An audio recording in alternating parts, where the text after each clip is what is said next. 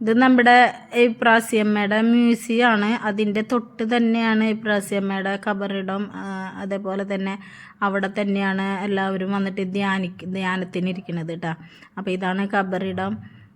അതിൻ്റെ അവിടെ തന്നെ ഒരു വലിയൊരു പള്ളിയാണ്. അതിൽ അവർക്ക് ധ്യാനത്തിനൊക്കെ കൂടാൻ വേണ്ടിയിട്ടാണ് കേട്ടോ. അതായത് വലിയൊരു പള്ളിയാണ്. അപ്പോൾ ഇത് ഒല്ലൂരാണ്. ഒല്ലൂർ ഉള്ള ഒരു പള്ളിയാണ്. എൻ്റെ വീടും അതിൻ്റെ അടുത്ത് തന്നെയാണ്.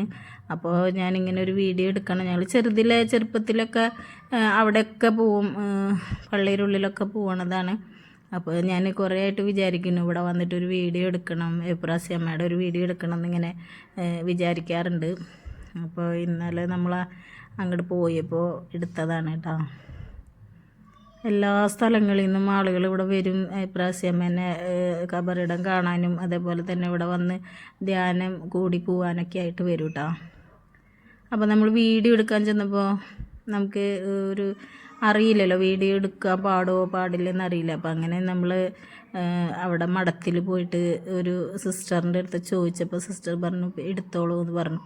അങ്ങനെ എടുത്തു. പിന്നെ അതേപോലെ ഇപ്രാസിയമ്മയുടെ ഒരു ധ്യാനത്തിൻ്റെ ഒരു ഇത് നമുക്ക് തന്നു കേട്ടോ. അപ്പം അങ്ങനെ ഞങ്ങൾ പോയിട്ട് വീഡിയോ ഒക്കെ എടുത്ത്. ഇത് നമ്മുടെ റോഡ് സൈഡ് തന്നെയാണ്. തൃശ്ശൂർക്ക് പോണ റോട്ടിൽ നമ്മൾ ഒല്ലൂരിൽ നിന്ന് വരുമ്പോൾ തൃശ്ശൂർക്ക് പോണ റോട്ടിൽ റൈറ്റ് സൈഡിലാണ് വരുന്നത് കേട്ടോ.